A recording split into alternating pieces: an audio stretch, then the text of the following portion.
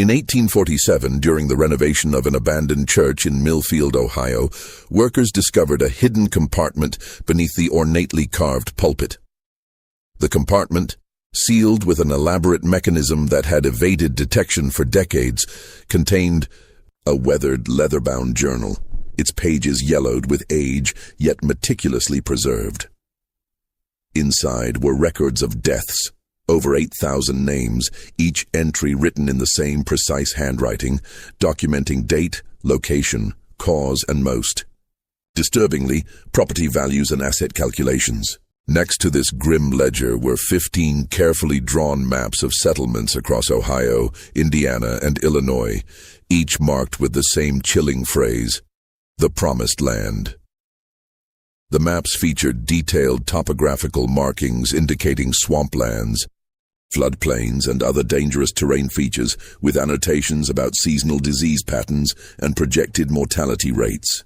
Before we continue with the story of the Westbrook family's reign of terror across the Ohio frontier, I'd like to ask you to subscribe to our channel if you enjoy uncovering the darkest secrets of American history. This channel is exclusively for those brave enough to face the disturbing truths that mainstream historians often ignore. Let us know in the comments which state you're listening from. Perhaps you're closer to one of the Westbrook's promised lands than you realize. Now let's return to the beginning of this horrifying tale. The early 1800s marked a period of intense religious fervor across America. The Second Great Awakening swept through the newly formed United States, bringing with it revival meetings, spiritual renewal, and a wave of new religious movements. This religious revolution transformed American society, particularly on the frontier, where the absence of established churches created fertile ground for charismatic preachers and innovative theologies. Joseph Hawkins, the master carpenter overseeing the renovation, later testified that his hands trembled so violently upon reading the first pages that he could barely close the journal. It wasn't just a record of deaths, he told the Cincinnati Enquirer in an interview conducted months later. It was a business ledger, human lives calculated as profit and loss. Church officials immediately contacted local authorities, and Sheriff William Blackwood arrived to take possession of the materials. By morning, however, both the journal and maps had mysteriously disappeared from the locked cabinet in the sheriff's office. 3 days later, Sheriff Blackwood was found dead in his home. Officially recorded as heart failure, though rumors persisted that his skin bore unusual discoloration, and his eyes remained fixed in an expression of absolute terror. The deputy who discovered the body, Thomas Reed, resigned his position the following week and left Ohio entirely, refusing for the remainder of his life to discuss what he had seen in the sheriff's bedroom. For nearly 2 centuries, the Westbrook family's Millfield mystery has remained one of America's most disturbing religious conspiracies, a calculated scheme that claimed thousands of lives through what might be the most sinister land speculation plot in American history. The documents discovered that day in 1847 provided the first comprehensive evidence of a conspiracy that had been whispered about for decades, but never fully proven until that moment. Before we continue with the story of the Westbrook family's reign of terror across the Ohio frontier, I'd like to ask you to subscribe to our channel if you enjoy uncovering the darkest secrets of American history. This channel is exclusively for those brave enough to face the disturbing truths that mainstream historians often ignore. Let us know in the comments which state you're listening from. Perhaps you're closer to one of the Westbrook's promised lands than you realize. Now, let's return to the beginning of this horrifying tale. The early 1800s marked a period of intense religious fervor across America. The Second Great Awakening swept through the newly formed United States, bringing with it revival meetings, spiritual renewal, and a wave of new religious movements. This religious revolution transformed American society, particularly on the frontier, where the absence of established churches created fertile ground for charismatic preachers and innovative theologies. Camp meetings could draw thousands of people who would travel for days to attend, often experiencing what they described as direct divine intervention, fainting, speaking in tongues, and receiving visions that changed the course of their lives. Ohio, having achieved statehood in 1803, represented the gateway to America's western frontier, a place where land was plentiful, oversight was minimal, and ambitious men could reinvent themselves far from the watchful eyes of established society.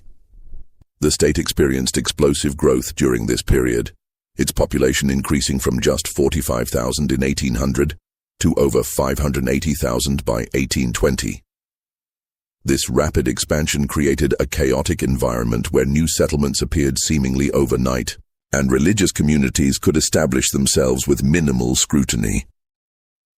Among the men drawn to this opportunity was Isaiah Westbrook, a failed merchant from Hartford, Connecticut, who arrived in Chillicothe, Ohio, in the spring of 1803.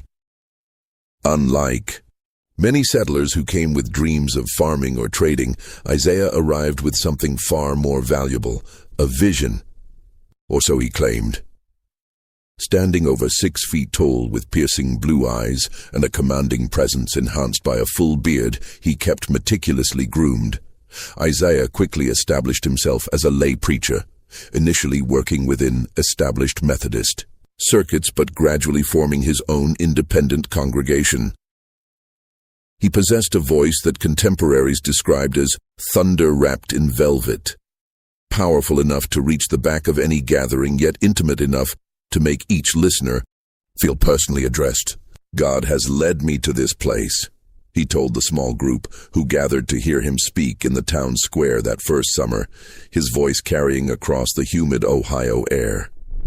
"He has shown me that this land, this Ohio country, is to be a new Jerusalem for his chosen people. The old churches of the East have grown corrupt and complacent. Here, where the forests still echo with the voice of creation, we shall build a pure faith." Isaiah's charisma was undeniable. Those who encountered him frequently described an unusual intensity in his gaze, a certainty in his words that seemed to transcend ordinary faith. Hannah Weathers, whose journal provides one of the few first-hand accounts of Isaiah's early preaching, wrote, "When Reverend Westbrook speaks of divine visions, even the most skeptical find themselves nodding in agreement. There is something in his eyes that makes disbelief seem impossible, as though he can see straight through to your soul and address the doubts you've never spoken aloud." Within months, his roadside sermons were drawing crowds from miles around. By winter, a small but devoted congregation had formed around him, calling themselves the Faithful of the New Promise. Isaiah's theology was a calculated blend of familiar Christian doctrine and innovative interpretations that positioned him as a uniquely authoritative voice. He emphasized direct divine revelation, the imminent establishment of sacred communities, and the special status of those who recognized his calling, elements that would later prove crucial to his scheme. What few of Isaiah's followers knew was that he was not alone in his enterprise. His younger brothers, Daniel and Samuel Westbrook, had arrived quietly in Ohio several months before him, traveling separately and establishing themselves in different settlements to avoid arousing suspicion. While Isaiah preached, Daniel and Samuel were busy purchasing large tracts of land throughout the region, often selecting properties that appeared worthless on paper, swamplands, rocky hillsides, and flood-prone river bottoms. They paid pennies on the dollar for these seemingly worthless parcels, using funds from their family's failed mercantile business in Connecticut, money that rightfully belonged to their creditors. Each brother played a distinct and carefully calculated role in their emerging enterprise. Isaiah, the eldest at 36 when they arrived in Ohio, provided the charismatic leadership and theological framework. With his commanding presence and persuasive oratory, he became the public face of their movement. Daniel, the middle brother at 33, possessed a scholarly demeanor and had studied briefly at Yale Divinity School before financial troubles forced his withdrawal.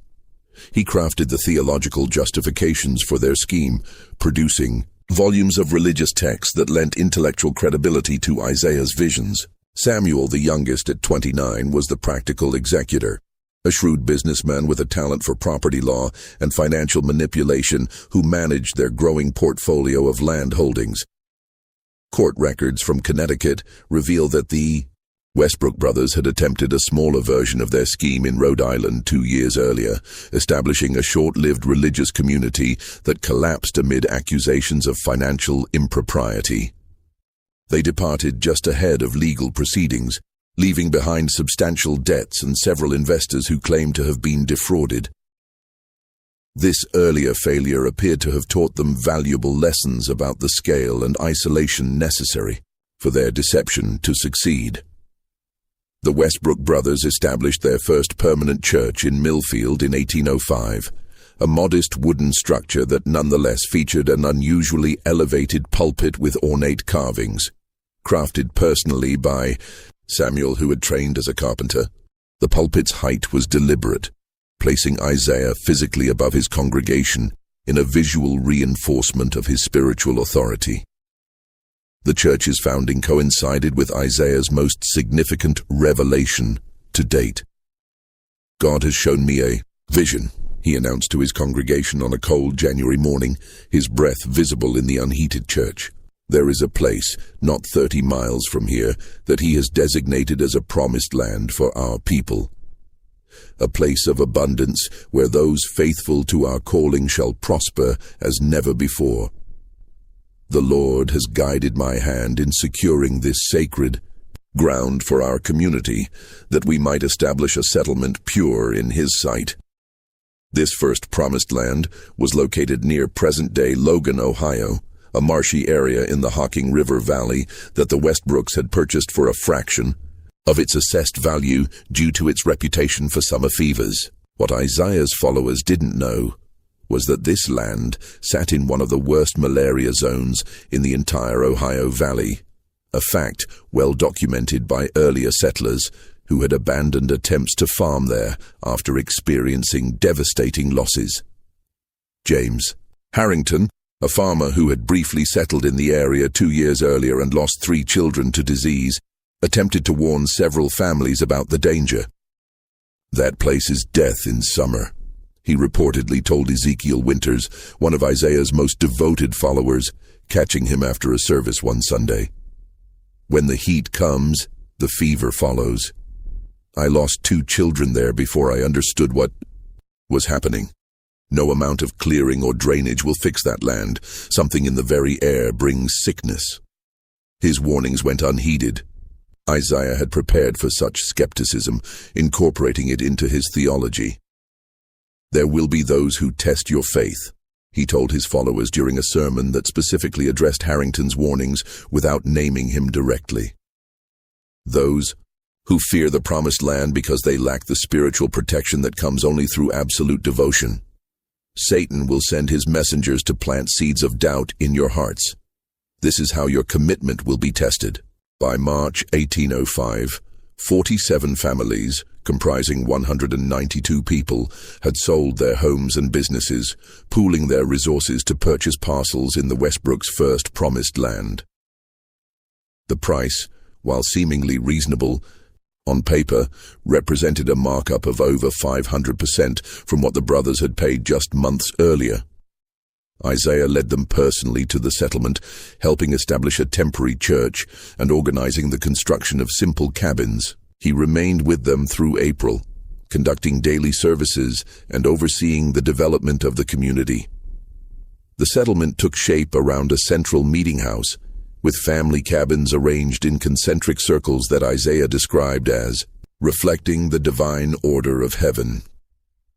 Each morning began with communal prayer, and 3 times weekly the entire settlement gathered for extended services, where Isaiah expounded on his growing theology of divine selection and spiritual purification through hardship. Eden was not built without labor, he frequently reminded them as they struggled to clear the waterlogged land for planting. The promised land of our ancestors required 40 years of wandering to reach. Our testing may come in different forms, but our reward will be no less glorious. Then, as May approached, and the first mosquitoes appeared in troubling numbers, Isaiah announced another revelation. God calls me to prepare the way for more of his chosen, he declared during an evening service, his voice solemn. I must return to Millfield to guide others to their salvation, that they too might join our holy enterprise. He departed the following morning, taking with him Daniel, who had served as the settlement's record-keeper, leaving Samuel to oversee the community's continued development. What happened next was documented by Elizabeth Winters, wife of Ezekiel, whose diary remained hidden in the wall of their cabin until its discovery in 1890. The journal, now preserved at the Ohio Historical Society, provides the most comprehensive first-hand account of life in the first Westbrook settlement. By June, the first cases of malaria appeared, primarily among children and the elderly. By mid-July, the settlement had established its first cemetery.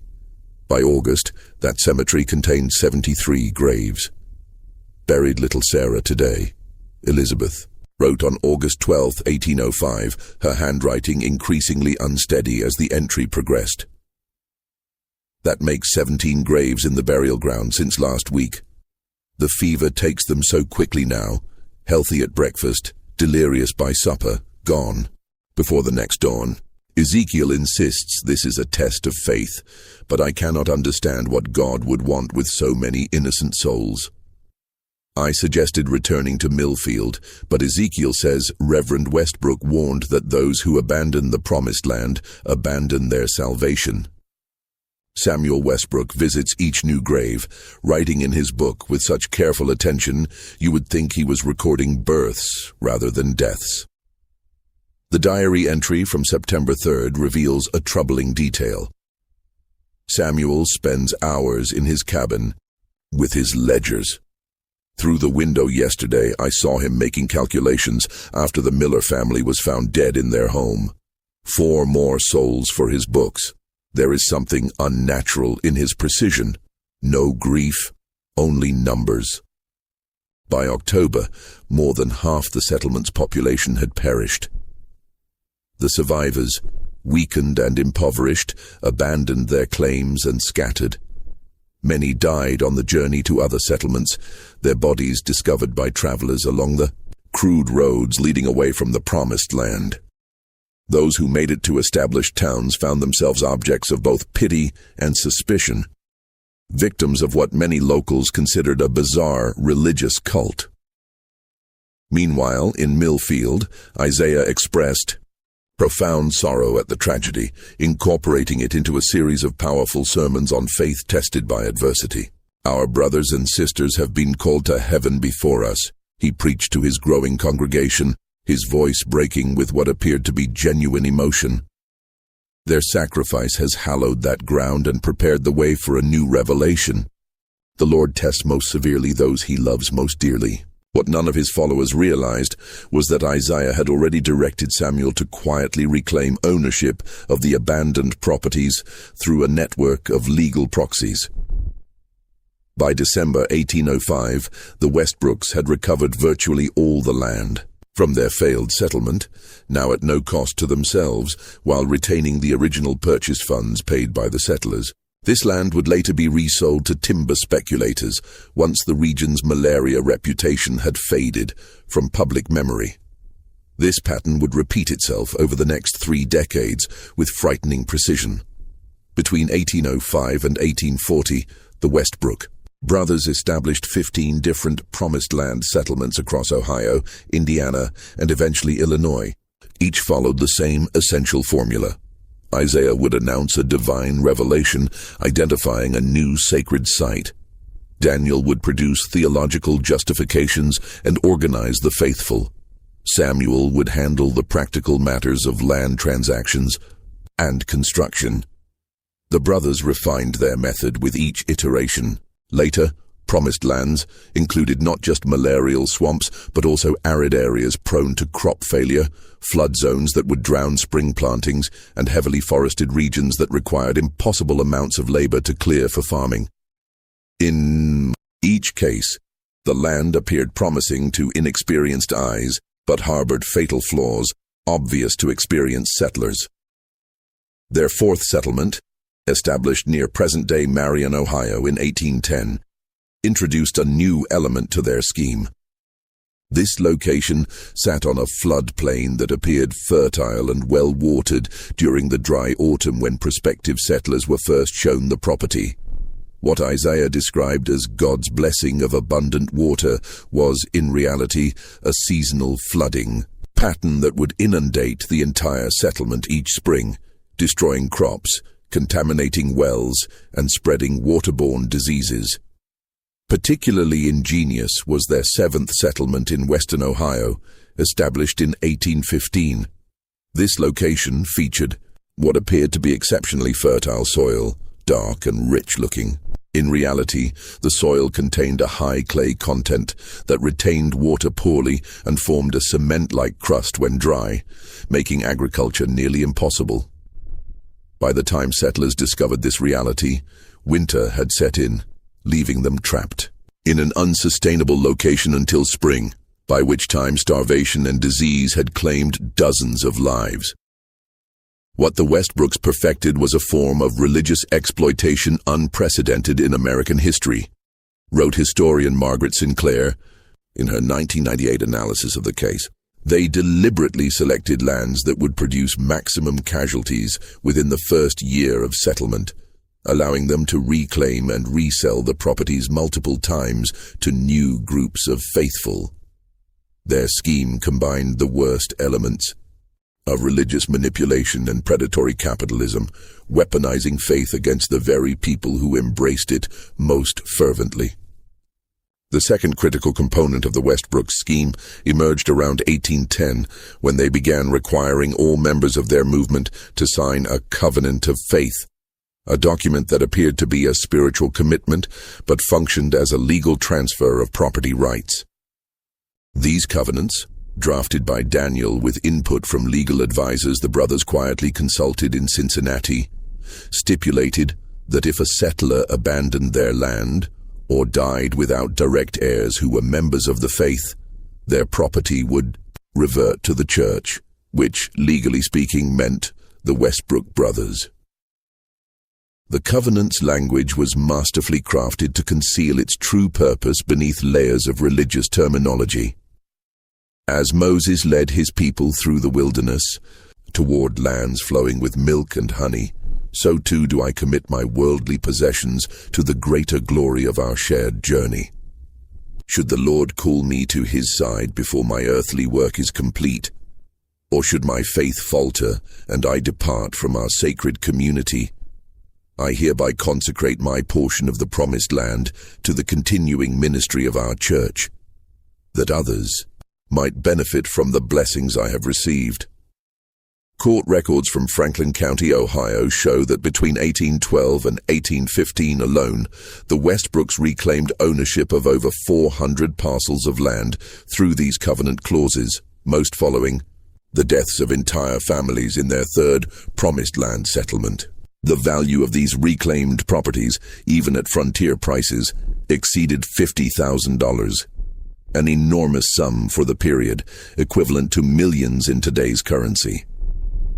As you hear these disturbing details about how the Westbrooks manipulated religious devotion for profit, consider the psychology behind such calculated deception. If this story is giving you chills, share this video with someone who appreciates dark historical mysteries, hit that like button to support our research into America's hidden horrors, and don't forget to subscribe. This channel uncovers the stories mainstream historians often ignore, and the Westbrook conspiracy goes much deeper than most people realize. Let's continue our investigation into how these three brothers maintained their deadly scheme for decades. By 1820, the Westbrooks had amassed considerable wealth. Isaiah, now styling himself Prophet Westbrook, had established a central church in Columbus, Ohio, that rivaled the grandeur of many East Coast cathedrals. The building, constructed of locally quarried limestone with impressive stained glass windows imported from Philadelphia, stood as a physical testament to the movement's success. Its most striking feature was a towering steeple visible from miles away, a beacon drawing new converts to the Westbrook's growing enterprise. Daniel had taken the title Apostle of the Scripture and maintained a complex theological framework that justified their increasingly elaborate demands of followers. His prolific writings filled multiple volumes, creating a distinctive theology that combined elements of Methodism, Presbyterianism, and innovative doctrines uniquely suited to the brothers' purposes.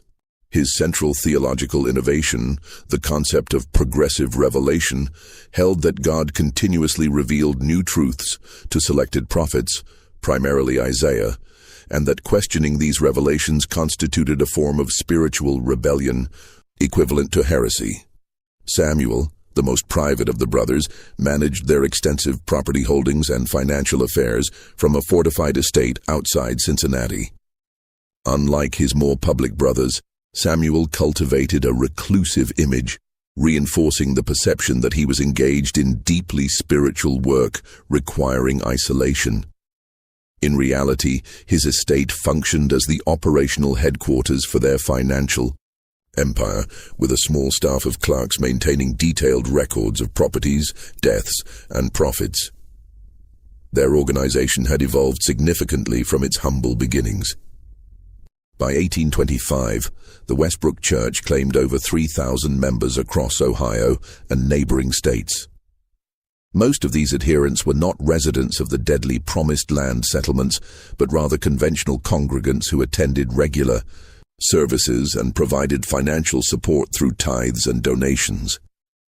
This broader membership provided both legitimacy and a continuous stream of potential recruits for new settlements. The brothers had also developed a hierarchical structure that insulated them from direct involvement in the most controversial aspects of their operation. Elders and deacons, trusted lieutenants who had proven their loyalty, now handled many of the day-to-day responsibilities of settlement management and property transfers. This arrangement allowed the Westbrooks to maintain plausible deniability about conditions in the settlements while continuing to profit from their collapse. Their growing wealth enabled increasingly sophisticated methods of operation.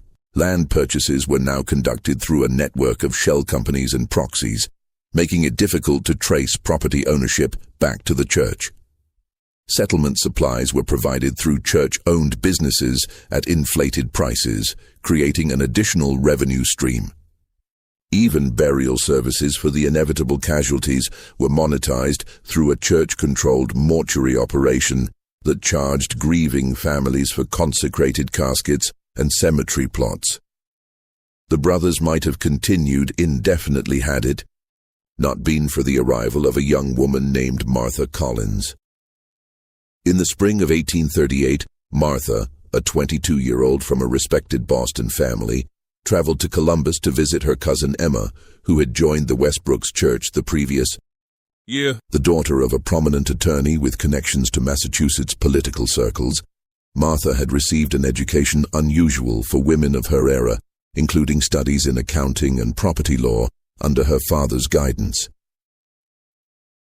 Described in contemporary accounts as possessing a quiet determination and uncommon perceptiveness, Martha initially attended services out of politeness to her cousin, but quickly became concerned by what she witnessed. She noted discrepancies between the church's proclaimed values and its operational practices, particularly the lavish lifestyle enjoyed by the Westbrook brothers, in contrast to the austere conditions encouraged among their followers. "Isaiah Westbrook is no ordinary preacher," she wrote to her father in April 1838, in a letter preserved in the Collins family archives. "He speaks with an authority that seems to bypass people's reason entirely. When he identifies families chosen for the next Promised Land settlement, they respond as if receiving the greatest of honors, though I've noticed these selections often target those who have recently come into inheritance or sold businesses for cash. There is a calculated pattern to these selections that troubles me deeply."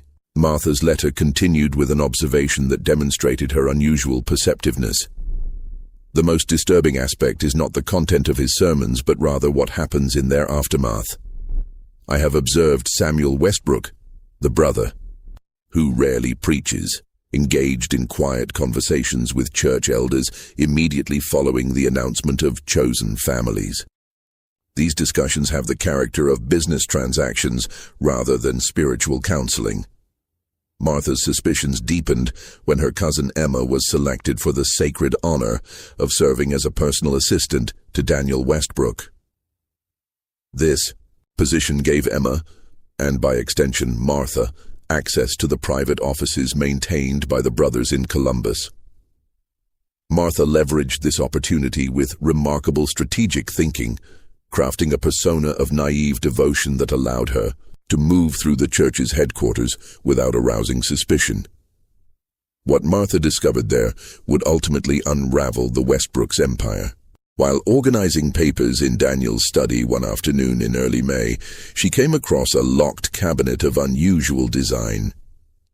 Emma, having been entrusted with keys as part of her duties, innocently provided access when Martha expressed curiosity about its contents. Inside, Martha found detailed maps of all 15 Promised Land settlements, with annotations documenting soil conditions, drainage problems, and disease patterns. Most disturbing were the meticulous records of deaths, thousands of names organized by settlement and year, with property values noted alongside each family. These documents revealed the full extent of the Westbrook scheme, including projections of expected mortality rates for each settlement location and calculations of anticipated property reclamation values. One particularly disturbing document outlined what was called the selection criteria for covenant families, a methodology for identifying prospective settlers with maximum financial assets and minimal extended family connections who might later make claims on their property. "I cannot express the horror I felt," Martha later wrote in a deposition given to Ohio state authorities. "These were not records of tragic losses. They were inventory lists, human lives reduced to financial calculations with projected mortality rates for each settlement." They knew, they had always known exactly what would happen to these people. The deaths that Isaiah proclaimed as divine tests were in fact carefully engineered outcomes designed to maximize property acquisition while minimizing legal complications. Martha's discovery coincided with the Westbrooks' preparations for their 16th settlement, potentially their most ambitious and deadly. Located in a remote area of southern Illinois, this new promised land sat in a region notorious for both malaria and violent conflicts with remaining Native American populations. Internal documents suggested the brothers anticipated a mortality rate exceeding 70% within 6 months. The Illinois settlement represented an evolution of their scheme. Documents in Daniel's cabinet revealed plans to extend their operations beyond the confines of their own church, with strategies for recruiting settlers from German and Scandinavian immigrant communities who would be less familiar with frontier conditions and American legal protections. The projected revenue from this single settlement exceeded $75,000, more than all their previous operations combined. Over the course of several weeks, Martha secretly copied key documents, including settlement maps and portions of the death records. Working late at night in her boarding house room, she meticulously reproduced the evidence, concealing these copies inside a hollowed-out Bible, an ironic hiding place for evidence of religious exploitation. Her plan was to escape back to Boston with this evidence and alert federal authorities through her father's political connections. However, as the day of her departure approached, she noticed a change in how she was treated within the church community. Church members who had previously been friendly became distant or overly interested in her activities. She observed unfamiliar men watching the boarding house where she stayed. "Emma tells me that Daniel has been asking unusual questions about my activities," she wrote in her final letter home, which was never sent, but later discovered hidden in her Columbus boarding house. "Yesterday, Isaiah invited me to a private prayer meeting to discuss what he called concerns about my spiritual commitment. I declined, claiming illness. This morning I noticed a man following me through the market. I fear they suspect something. If anything should happen to me, please know that the Westbrook brothers are not men of God, but merchants of death. Their promised lands are killing fields deliberately chosen for their deadly conditions. Martha's fears were justified. Unknown to her, a church member had observed her copying documents late one evening and reported this to Samuel Westbrook. The Westbrooks immediately launched a discreet investigation into their potential security breach, with Samuel personally traveling to Columbus from Cincinnati to manage the situation. Church records obtained decades later reveal an emergency meeting of the brothers and their inner circle on May 15, 1838, with the cryptic agenda item, addressing the Collins situation. On the evening of May 17, 1838, Martha attempted to board a stagecoach bound for Pittsburgh, the first leg of her journey home. She never made it. According to the stagecoach operator's log, a young woman matching Martha's description approached. The station but was intercepted by two men who escorted her away after a brief conversation. A witness later described seeing her enter a church carriage accompanied by a man believed to be Samuel Westbrook. She was never seen again. The official explanation provided by the Westbrook Church was that Martha had received a divine calling to join the advance preparation team for the Illinois settlement. When her family in Boston made inquiries, they received letters supposedly written by Martha, describing her spiritual journey and requesting no further contact with her former life.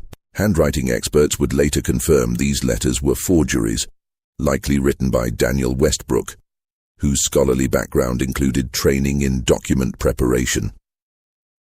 Martha's disappearance might have remained just another mystery had it not triggered a chain of events that would ultimately expose the Westbrooks' crimes. Her father, William Collins, a prominent Boston attorney with connections to Massachusetts Senator Daniel Webster, refused to accept the church's explanation. He traveled to Columbus in July 1838 and launched his own investigation, hiring local detectives and offering substantial rewards for information. Collins was not a man to be underestimated. His legal practice had handled several high-profile cases in Massachusetts, and he approached his daughter's disappearance with the same methodical determination that had made him successful in the courtroom. He established a base of operations in Columbus and began systematically interviewing church members, offering financial incentives for information that quickly exceeded what the Westbrooks could counter. This external pressure coincided with growing internal fractures within the Westbrook organization. Their decades of success had bred arrogance and carelessness. Isaiah's sermons had become increasingly apocalyptic, promising divine retribution against enemies of the faith, thinly veiled threats against anyone who questioned their authority. Daniel had developed a laudanum dependency that affected his reliability, occasionally making contradictory theological pronouncements that confused followers. Samuel, always the most pragmatic brother, had begun transferring assets to accounts in New Orleans, possibly planning an exit strategy. These vulnerabilities created an opening for Jacob Miller, a deacon in the Columbus church who had served the Westbrooks faithfully for nearly 20 years. Miller had recently lost his daughter and grandchildren in the Illinois settlement's first summer, victims of what church records dispassionately classified as marsh fever. His grief turned to rage when he accidentally discovered documents suggesting the Westbrooks had specific knowledge of the settlement's deadly conditions before sending settlers there. The tipping point came when Miller overheard Samuel discussing Martha Collins' permanent silence with another church elder. The conversation, which took place in what they thought was an empty church office, included references to handling the situation the same way we handled the Peterson woman in 29, an apparent reference to another disappearance that had never been investigated. In September 1838, Miller made contact with William Collins, providing insider confirmation of Martha's discoveries. More importantly, he revealed the existence of the brothers' most closely guarded secret, a master ledger containing records of all deaths, property transfers, and profits from each settlement since 1805. This ledger, which the brothers referred to as the accounting, was supposedly kept in a hidden compartment beneath the pulpit of the original Millfield Church, which now served primarily as a historical shrine for the movement.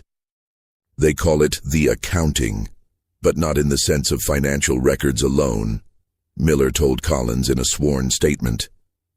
It's their understanding of a divine accounting, a record they believe justifies their actions. Isaiah has convinced himself that these deaths serve a greater purpose. Daniel has constructed elaborate theological justifications. But Samuel, he sees only the profits. He keeps that ledger as a businessman keeps a record of successful transactions. Armed with this information, Collins approached Ohio Governor Wilson Shannon, who authorized a discreet investigation to avoid tipping off the Westbrooks. State authorities planned a coordinated seizure of documents from multiple church locations for December 1838. But their operation was compromised by a church sympathizer working in the governor's office. Warned of the impending investigation, the Westbrooks initiated what church members were told was a purification ritual. In reality, a massive destruction of incriminating evidence. Fires burned for 3 days at church properties throughout Ohio, with Samuel personally overseeing the removal of financial records from their Cincinnati headquarters. Witnesses reported seeing wagons loaded with document boxes departing for unknown destinations under armed guard. The most dramatic confrontation occurred at the Millfield Church, where Isaiah himself arrived with several loyal followers to retrieve the accounting. They were interrupted by local Sheriff Thomas Redfield, who had received an anonymous tip, later revealed to be from Jacob Miller. The ensuing confrontation left 2 church members dead and Isaiah wounded, but the Westbrooks escaped with most of their critical documentation. This episode launched what newspapers of the day called the Westbrook Exodus. Over the next 3 months, the brothers liquidated what assets they could and fled south toward New Orleans with approximately 60 loyal followers. Their journey was tracked through Kentucky and Tennessee by a combination of private detectives hired by Collins and federal marshals responding to formal charges of fraud and conspiracy filed in Ohio courts. The investigation expanded as they fled, with authorities in multiple states discovering additional evidence of the brothers' crimes. In a Nashville hotel room abandoned by Daniel, investigators found partial records suggesting the brothers had begun exploring similar schemes in Texas and even Central America, with notes about settlement opportunities in regions known for yellow fever and other tropical diseases. The brothers' final days remain shrouded in conflicting accounts. The most widely accepted version, based on court testimonies from former followers who later surrendered to authorities, places all 3 Westbrooks on a steamboat bound for New Orleans in February 1839. According to these accounts, as federal authorities closed in, Samuel betrayed his brothers, escaping with most of their remaining fortune during a stop in Natchez, Mississippi. Sarah Holloway, one of the loyal followers who accompanied the brothers on their flight south, later provided testimony that offered rare insight into the brothers' deteriorating relationship. By Natchez, they were hardly speaking. Isaiah spent his days in prayer, convinced that divine intervention would yet save them. Daniel was barely coherent most days, lost in laudanum dreams. Samuel watched them both with growing contempt. The night before we reached Natchez, I overheard him tell Isaiah, "Your God has abandoned us, brother. It's time I look to my own salvation." Isaiah and Daniel, now fugitives with dwindling resources, reportedly continued to New Orleans, where they attempted to secure passage to Cuba. On the night of March 12, 1839, both brothers were killed in what local police recorded as a merchant dispute turned violent at the New Orleans waterfront. Some historians suggest this convenient end to the manhunt might actually represent an extrajudicial killing sanctioned by authorities who feared the brothers' trial would create embarrassing revelations about how they had operated with impunity for so long. A dock worker who witnessed the incident later claimed that Isaiah died clutching a small leather-bound book to his chest, potentially a portion of the accounting that had not been recovered. His final words reportedly were not prayers, but a defiant claim. "Our work is recorded in heaven. You cannot erase what we have built." Samuel Westbrook's fate remains the most mysterious. Various reports placed him in Cuba, Mexico, and even England in the years following his brothers' deaths. The most credible account comes from Brazilian police records, which document the 1847 arrest of an American calling himself Samuel West for operating a fraudulent religious colony near São Paulo. The description matches Samuel Westbrook, and the scheme bore remarkable similarities to the Ohio operations. This suspect died in custody before trial, reportedly from self-administered poison.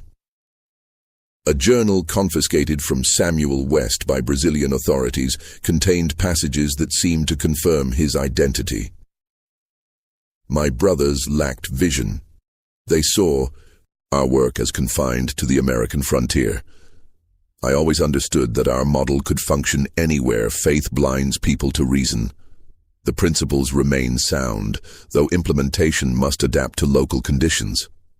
What's most disturbing about the Westbrooks isn't just the scale of their crimes, estimated to have caused between 7,000 and 9,000 deaths over 3 decades, but how effectively they exploited America's religious landscape to commit them. They operated during a period of intense spiritual experimentation when new denominations and religious movements emerged regularly across the frontier. Their settlements were isolated enough to avoid scrutiny, but close enough to transportation networks to attract new victims. They exploited fundamental weaknesses in America's developing society: the lack of communication between scattered communities, the absence of regulatory oversight on the frontier, and most critically, the constitutional protections for religious practice that made authorities reluctant to investigate even suspicious church activities. Their operation represented a perfect storm of religious manipulation, geographical isolation, and financial exploitation that allowed mass casualties to accumulate for decades without intervention. The Westbrooks understood something fundamental about America during this period, wrote historian James Thornton in his landmark analysis, Faith and Fraud on the Frontier. Religious freedom, one of our nation's greatest virtues, created space for both genuine spiritual innovation and deadly exploitation. The frontier's distance from established authority structures made it impossible to distinguish dangerous cults from sincere new denominations until it was often too late. In this regulatory vacuum, the brothers constructed what may be the most profitable murder scheme in American history. The brothers' operation worked not just because of their cunning, but because it exploited deep psychological vulnerabilities. Dr. Eleanor Matthews, a historian specializing in 19th-century religious movements, explains, "The Westbrooks offered what every frontier settler desperately needed: community, purpose, and divine reassurance in a chaotic and dangerous environment. By framing their settlements as divinely chosen locations, they transformed ordinary land speculation into a sacred calling. Questioning the promised land wasn't just expressing doubt about real estate, it was challenging God's will itself." What made their manipulation particularly effective was how they integrated it with legitimate religious practices.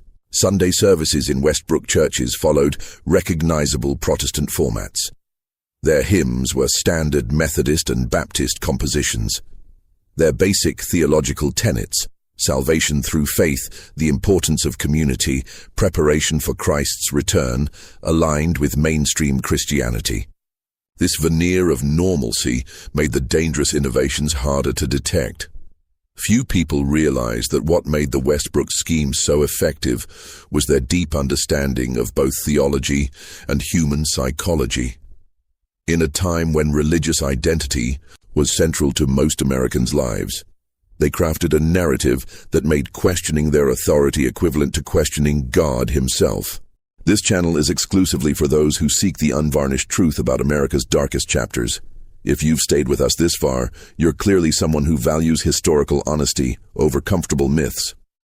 Hit that subscribe button and notification bell if you haven't already, and share this video with others who appreciate these hidden histories. The aftermath of the Westbrook conspiracy reverberated through American society for decades. In Ohio, the scandal prompted the first state laws regulating religious land holdings and requiring financial transparency from churches. The Westbrook regulations, as they came to be known, established precedents for distinguishing between religious freedom and fraudulent exploitation that influenced legislation in multiple states.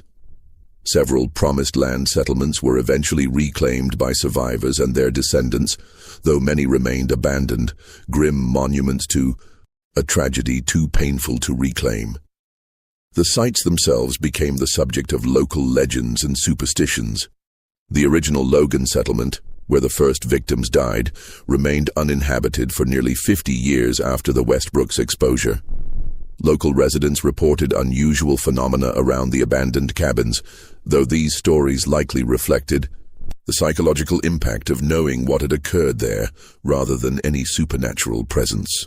When the land was finally redeveloped in the 1890s, workers reportedly refused to dig foundations near the old settlement cemetery. The most complete accounting of the Westbrook's victims came through the persistent efforts of William Collins, who continued investigating long after the brothers' deaths. Working with Jacob Miller and other former church members, Collins established the Westbrook Victims Registry, which documented 8,432 deaths directly attributable to the brothers' settlements. This registry, maintained at the Ohio Historical Society until 1915, provided the basis for limited restitution payments to survivors authorized by the Ohio legislature in 1845. Collins dedicated the remainder of his life to this cause, spending his considerable fortune tracking down survivors and documenting the brothers' crimes. His work expanded beyond mere accounting into one of America's first systematic studies of religious exploitation. This was never about just one family's crimes, he wrote in 1850. The Westbrooks exposed vulnerabilities in how we balance religious freedom with public safety, questions we as a nation must address if similar tragedies are to be prevented. Emma Collins, Martha's cousin who had unwittingly facilitated her investigation, suffered profound guilt after learning the truth about the church she had joined. She became a key witness in the state investigations, providing crucial testimony about the brothers' operations despite threats from remaining church loyalists. After the investigations concluded, she established a shelter in Columbus for women who had escaped exploitative religious communities, one of the first such institutions in America. While the physical evidence of the Westbrook conspiracy has largely vanished, their churches demolished, their records destroyed, their settlements reclaimed by nature, certain artifacts periodically resurface. In 1890, a farmer near the site of the original Logan settlement discovered a mass grave containing the remains of at least 40 individuals, including 27 children, all showing signs of death by disease. The grave configuration suggested hasty burial during an epidemic, consistent with Elizabeth Winter's diary descriptions.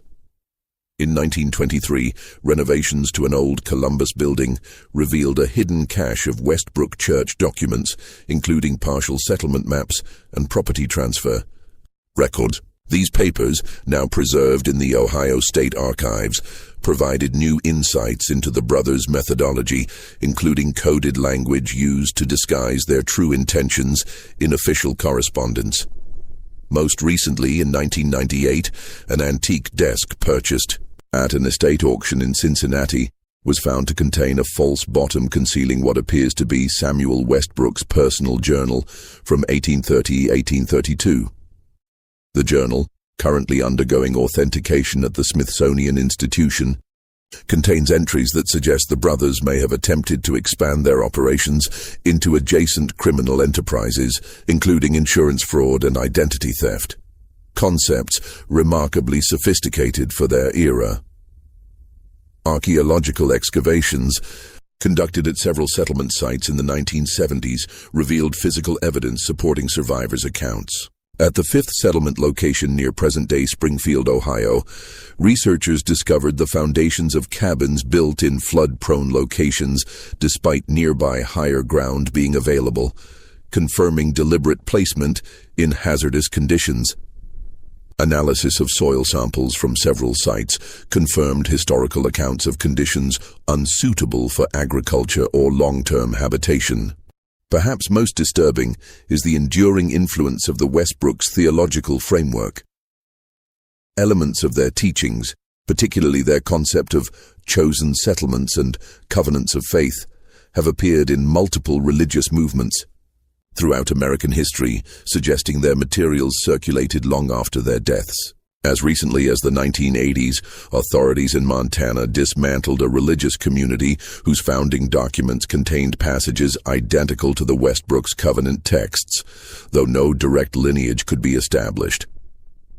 Religious scholars have identified what they term Westbrook patterns in various exploitative movements: charismatic leadership claiming divine authority, isolation of followers in remote locations, and financial arrangements that transfer assets to the organization. The Westbrooks didn't invent religious exploitation, notes theologian Dr. Robert Harmon, but they refined it into a terrifyingly efficient system that has, unfortunately, inspired others. Martha Collins, whose brave investigation triggered the Westbrooks' downfall, was officially declared dead in 1845 after exhaustive searches failed to find any trace of her. Her father established a foundation in her name dedicated to investigating religious fraud, which operated throughout the latter half of the 19th century. The Martha Collins Society funded investigations into suspicious religious movements and provided legal assistance to those seeking to leave controlling groups, work that continues through successor organizations today. In 1890, a woman in San Francisco claiming to be Martha briefly captured public attention, but investigations proved she was an imposter seeking financial gain from the Collins family. The true fate of Martha Collins remains one of the most enduring mysteries of the Westbrook case, with theories ranging from murder at the hands of Samuel Westbrook to a new identity established in another country. What happened to Martha Collins represents the Westbrooks' final secret, wrote Elizabeth Chambers in her 2005 analysis of the case. The brothers took that knowledge to their graves, leaving us with questions that may never be answered. Periodic claims of Martha Collins sightings continued well into the 20th century, becoming a kind of American folklore. In the 1920s, an elderly woman in a Paris boarding house reportedly told stories of the Westbrook brothers to fellow residents before disappearing when American visitors expressed interest in her account. In 1943, a donation to the Ohio Historical Society included a locket containing what appeared to be a later-life portrait of a woman resembling Martha, though its provenance could not be verified. The final known reference to the accounting, the master ledger documenting the brothers' operations, appears in a letter from a New Orleans antiquities dealer to a collector in Boston, dated 1879. The letter describes a most curious volume containing records of religious settlements and their tragic fates bound in red leather with unusual brass fittings. The dealer reported purchasing it from the estate of a deceased sailor who claimed to have acquired it from the effects of a religious man who met his end on the docks many years ago. The letter indicated the book had been sold to an unnamed European collector, and its location remains unknown. Some evidence suggests elements of the Westbrook organization survived the brothers' downfall. Court records from throughout the Midwest document legal proceedings against individuals identified as former church officials who attempted to establish similar operations on a smaller scale. As late as 1870, authorities in Nebraska dismantled a settlement that bore striking similarities to the Westbrook model, led by a man who had served as a deacon in their Columbus church. The Westbrook conspiracy shows us how easily religious devotion can be weaponized when combined with greed and charisma. Their story serves as a warning about the dangers of unquestioning faith and the vulnerability of those seeking spiritual meaning. In America's religious landscape, where freedom of belief is foundational but oversight is often limited, the line between sincere spiritual innovation and deadly exploitation remains dangerously thin. What do you think of this dark chapter in American history? Do you believe everything about the Westbrooks has been revealed, or are there still secrets buried in America's religious past? Leave your thoughts in the comments below. If you enjoyed this exploration of America's hidden horrors, subscribe, hit the notification bell, and share with someone who appreciates historical mysteries. This channel isn't for everyone, only for those brave enough to face our nation's darkest truths. See you in the next video.